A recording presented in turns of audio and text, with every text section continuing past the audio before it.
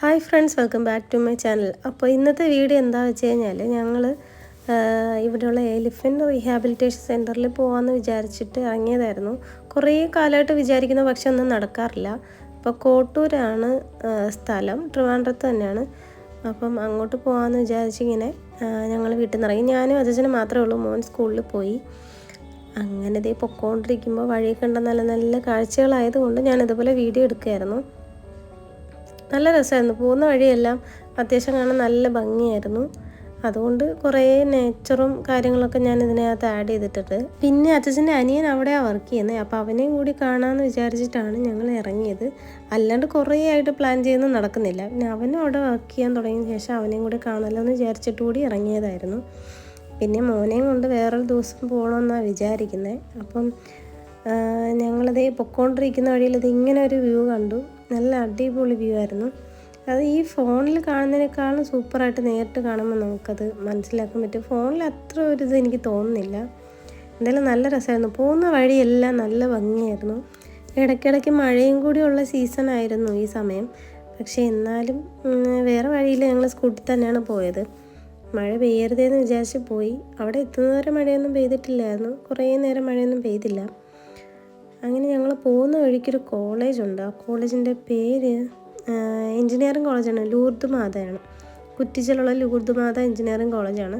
അപ്പോൾ കോളേജ് കഴിഞ്ഞിട്ട് ജംഗ്ഷനിൽ വന്നിട്ട് ഞങ്ങൾ ഫുഡൊക്കെ കഴിച്ചായിരുന്നു. എന്നിട്ടാണ് ഞങ്ങൾ ഈ കോട്ടൂരേക്ക് പോയത്. ഈ ഒരു ജംഗ്ഷനിൽ വന്നാണ് ഫുഡ് കഴിച്ചത്. നല്ല ദോശയും ചമ്മന്തിയും പപ്പടമൊക്കെ ആയിരുന്നു കഴിച്ചിട്ടുണ്ടായിരുന്നത്. ഗ്യാസിൻ്റെ ആ ഒരു അവൈലബിലിറ്റി കുറവായതുകൊണ്ട് വേറൊന്നും ഇല്ലയെന്ന് പറഞ്ഞു. അങ്ങനെ ഞങ്ങൾ എലിഫൻറ്റ് റീഹാബിലിറ്റേഷൻ സെൻറ്ററിലേക്ക് എത്തിയിട്ടുണ്ട്. അങ്ങനെ ഇനി വണ്ടി പാർക്ക് ചെയ്ത് വെച്ചിട്ട് അവനെ വിളിക്കാമെന്ന് വിചാരിച്ച് നിൽക്കുകയായിരുന്നു. അങ്ങനെ അവൻ വന്നു. സ്റ്റാർട്ടിങ്ങിൽ എൻട്രൻസിൽ കയറിയ വീഡിയോ ഒന്നും ഞാൻ എടുത്തില്ല. ഇതേ അകത്തുനിന്ന് പിന്നെ തിരിച്ചു പോകുന്ന വീഡിയോ ആണ് ഞാൻ എടുക്കുന്നത്. ഇങ്ങനെ ഒരു സ്പേസ് ഉണ്ടായിരുന്നു. നല്ല രസമായിരുന്നു. അവിടെ കുട്ടവഞ്ചിയൊക്കെ ഉണ്ടല്ലോ, അതൊക്കെ ഉണ്ടായിരുന്നു. ഞങ്ങളതിലൊന്നും കയറില്ല, ജസ്റ്റ് അതൊക്കെ കണ്ട് നിന്നതേ ഉള്ളൂ. അപ്പോൾ ആനകളെയൊക്കെ കണ്ടിട്ട് വന്നിട്ട് പിന്നെ ഇവിടെ വരാമെന്ന് വിചാരിച്ചു. അങ്ങനെ ഇങ്ങനെ നടന്നു പോവാണ്. അപ്പോൾ ഈ സൈഡിലൊരു ആന ഉണ്ടായിരുന്നു. ഇവരുടെ ആരുടെയും പേരൊന്നും എനിക്ക് കറക്റ്റായിട്ട് അറിയത്തില്ല. അപ്പം രാവിലെ തന്നെ ഇതിങ്ങനെ ആക്റ്റീവായിട്ടൊക്കെ നിൽക്കുന്നുണ്ട്. ഇനി ഇവരെ കുളിപ്പിക്കുകയൊക്കെ ചെയ്യും. ഒരുമിച്ച് കൊണ്ട് കുളിപ്പിക്കുന്നതും ഉണ്ട്. പക്ഷേ ഇത്തവണ ഞങ്ങൾ വന്നപ്പോൾ കണ്ടത് ഇങ്ങനെ ഒറ്റയ്ക്ക് കുളിപ്പിക്കുന്നതാണ്.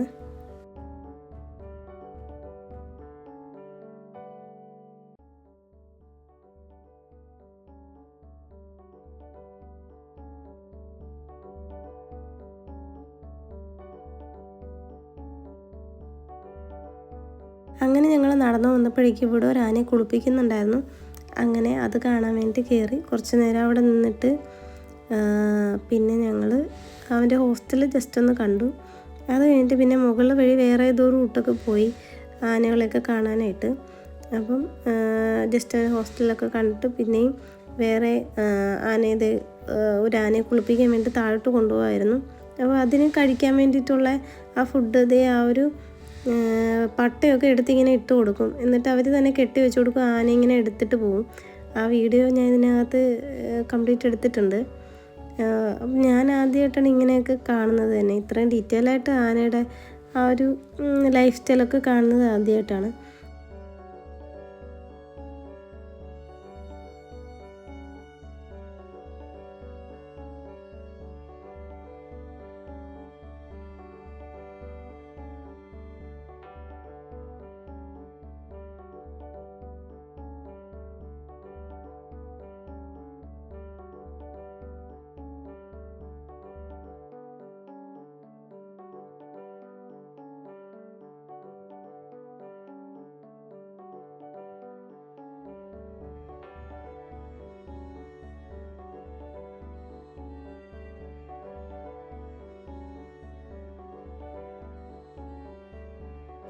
അടുത്ത് ഞങ്ങളത് ഈ ഒരു ആനയാണ് കാണാൻ വന്നത്. അപ്പോഴേക്കും അവർ കുളിപ്പിക്കാനുള്ള ഒരുക്കങ്ങളൊക്കെ ആയിരുന്നു.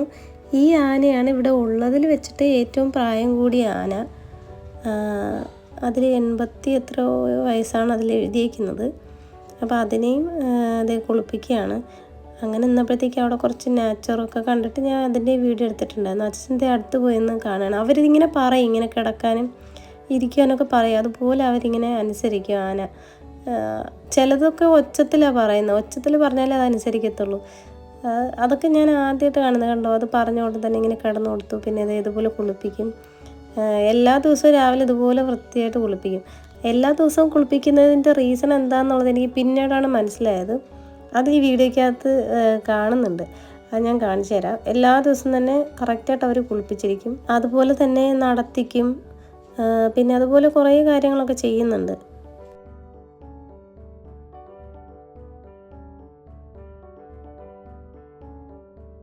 അവരൊക്കെ ഇതേ താഴേക്ക് ഇറങ്ങി. അപ്പോൾ ജസ്റ്റ് അവിടുത്തെ ഒരു ക്യാൻറ്റീനിൽ കയറിയിട്ട് കോഫി കുടിച്ചിട്ട് പുറത്തിറങ്ങുമ്പോഴേക്കും നമ്മൾ നേരത്തെ താഴോട്ട് വരുന്ന ഒരു ആനയെ കണ്ടില്ലേ, ആ ആനയെ ദേ ഇവിടെ കൊണ്ട് നിർത്തി കുളിപ്പിക്കുകയാണ്. നല്ല ഭംഗിയുണ്ടായിരുന്നു.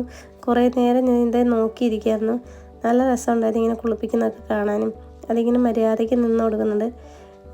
പിന്നെ അവരെന്തൊക്കെയോ ചെയ്യാൻ നേരത്തിന് അത് ഒച്ചത്തിൽ പറയും, അതുപോലെ അത് അനുസരിക്കും.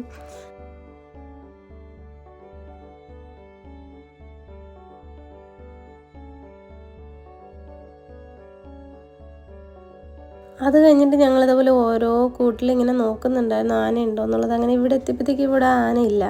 ഇതിനെ ചിലപ്പോൾ ഒന്നുകിൽ ഇതുപോലെ കുളിപ്പിക്കാനോ അല്ലെങ്കിൽ നടത്തിക്കാനോ ഫുഡ് കൊടുക്കാനോ ഒക്കെ കൊണ്ടുപോയിട്ടുണ്ടാവും. അത് കഴിഞ്ഞ് വന്നപ്പോഴേക്കും ഇതുപോലെ ആനയെ കൊണ്ടുപോകുന്ന ആംബുലൻസാണിത്. എന്തെങ്കിലും ആവശ്യം വരുമ്പോൾ അങ്ങോട്ടും ഇങ്ങോട്ടും ഇങ്ങനെ അതിനെ ട്രാൻസ്പോർട്ട് ചെയ്യാനായിട്ടുള്ളതാണ്. പിന്നെ ഇത് അവർക്ക് വേണ്ടിയിട്ടുള്ള ഹോസ്പിറ്റലാണ്. അങ്ങനെ കുറേ ഇവിടെ സജ്ജീകരണങ്ങളൊക്കെ ചെയ്തിട്ടുണ്ട്. ഇവിടെ വേറൊരു ആന നിൽപ്പുണ്ട്. അതിങ്ങനെ നിന്നപ്പോഴത്തേക്കും അച്ഛൻ എന്തൊക്കെയോ ആക്ഷനൊക്കെ ഇങ്ങനെ കാണിച്ചപ്പോഴത്തേക്കും അതുപോലെയൊക്കെ കാണിക്കുന്നുണ്ടായിരുന്നു. കണ്ടോ, അതിന് തിന്നാൻ കൊടുത്ത സംഭവങ്ങളെല്ലാം അതിൻ്റെ മുകളിലൊക്കെ അതെടുത്തിട്ടേക്കാണ്.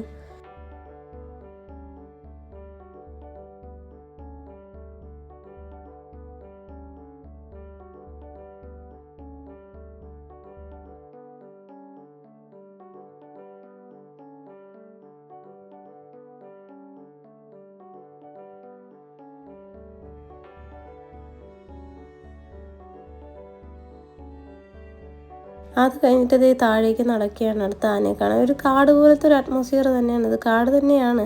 പിന്നെ നടന്നു പോകാനും വണ്ടിക്ക് പോകാനൊക്കെയുള്ള സ്പേസ് വിട്ടിട്ട് ബാക്കി അവരുടെ ഹാബിറ്റേറ്റ് അതുപോലെ തന്നെ മെയിൻറ്റെയിൻ ചെയ്തിട്ടുണ്ട്.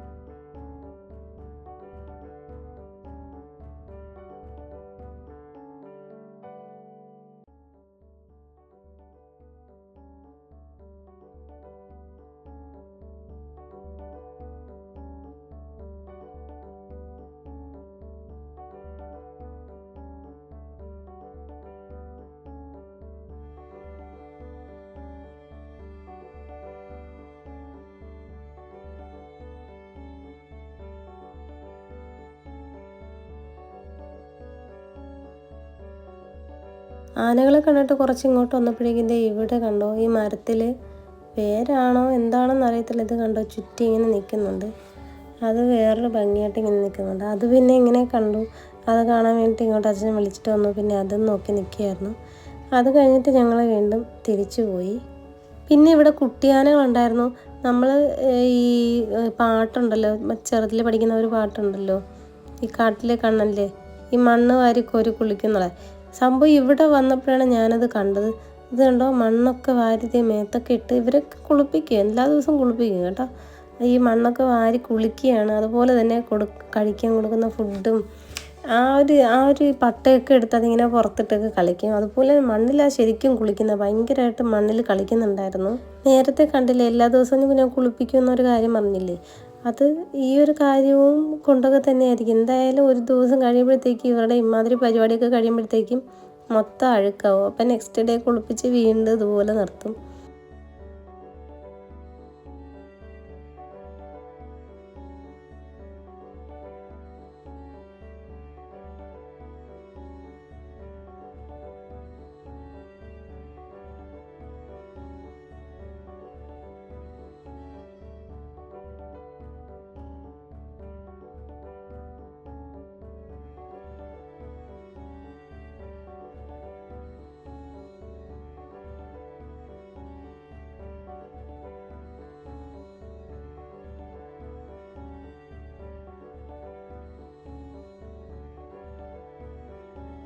അങ്ങനെ അവരെയൊക്കെ കണ്ട് ഞങ്ങളിതേ തിരിച്ചു പോന്നു. ഇവിടെയും നല്ലൊരു ഭംഗിയുള്ള അറ്റ്മോസ്ഫിയർ ആയിരുന്നു. നല്ല രസമാണ് ഇങ്ങനെ ഈ കാടിനകത്തൂടെ ഒക്കെ ഇങ്ങനെ നടക്കുമ്പോഴത്തേക്കും നല്ലൊരു കാം അറ്റ്മോസ്ഫിയർ ഒക്കെ ആയിരുന്നു.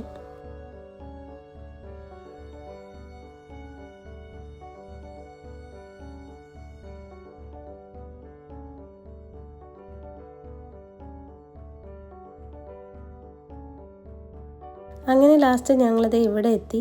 നേരത്തെ കണ്ടതിൽ 2 ആനകളെ ദേ ഇവിടെ കൊണ്ട് കെട്ടിയേക്കുമായിരുന്നു. അപ്പോൾ അതും കണ്ട് അവിടെ ഇരിക്കുമായിരുന്നു. ഞങ്ങൾ നടന്നു പോകുന്ന വഴിക്ക് നേരത്തെ പാഷൻ ഫ്രൂട്ട് ഒരെണ്ണം കിട്ടിയിട്ടുണ്ടായിരുന്നു. അത് നല്ലതാണോ ചീത്തയാണോ എന്നൊന്നും അറിയത്തില്ല, എന്നാലും നോക്കാമെന്ന് വിചാരിച്ചു. ദേ ഇവിടെ അതിനുള്ള ഫുഡൊക്കെ കൊടുത്തത് ഇവിടെ കൊണ്ട് നിർത്തിയേക്കായിരുന്നു.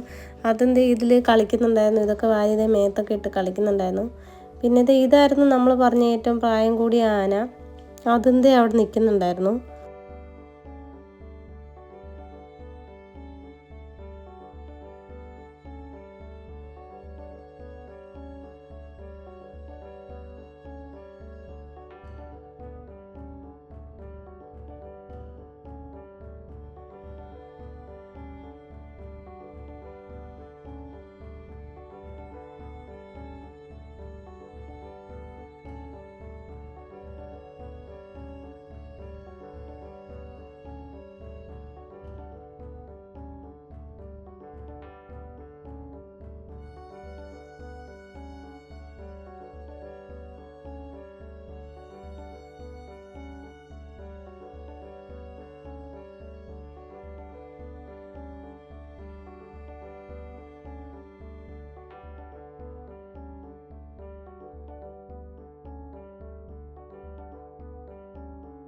അപ്പോൾ ഇത് നേരത്തെ കിട്ടിയ പാഷൻ ഫ്രൂട്ട് പൊട്ടിച്ച് നോക്കാമെന്ന് വിചാരിച്ചു. വേറെ സംഭവങ്ങളൊന്നും കയ്യിലില്ലാത്തതുകൊണ്ട് തന്നെ താക്കോലിട്ടാണ് പൊട്ടിച്ച് നോക്കാൻ വിചാരിച്ചത്.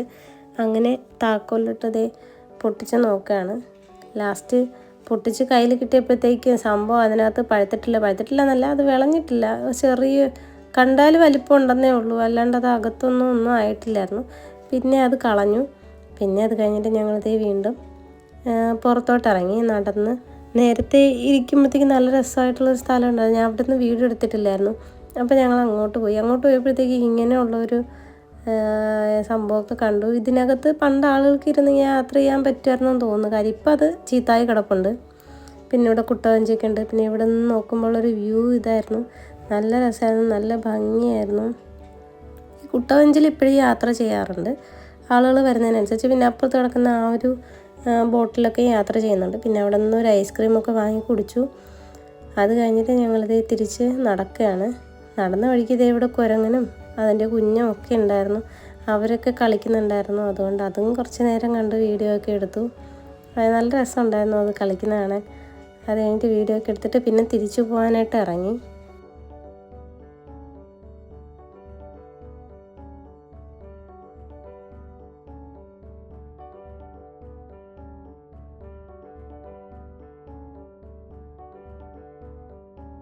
ഇത് കഴിഞ്ഞ് വീട്ടിൽ പോകാമെന്ന് വിചാരിച്ചത്. അപ്പോഴാണ് ഇതിനടുത്താണ് ഡിയർ റീഹാബിലിറ്റേഷൻ സെൻറ്ററും പിന്നെ അതുപോലെ തന്നെ ക്രൊക്കഡൈലിൻ്റെ ഇതൊക്കെ ഉള്ളെന്ന് പറഞ്ഞത്. അത് കഴിഞ്ഞിട്ട് തൊട്ടടുത്താണ് നെയ്യാർ ഡാമെന്ന് പറഞ്ഞു. നെയ്യാർ ഡാമിൽ പോകണമെന്ന് പലവട്ടം വിചാരിച്ചിട്ടുണ്ടെങ്കിലും പോകാൻ പറ്റിയിട്ടില്ല. അപ്പോൾ പിന്നെ അങ്ങോട്ട് പോകാമെന്ന് വിചാരിച്ചു. അങ്ങനെ ഞങ്ങളിത് തിരിച്ച് നടക്കുകയാണ്.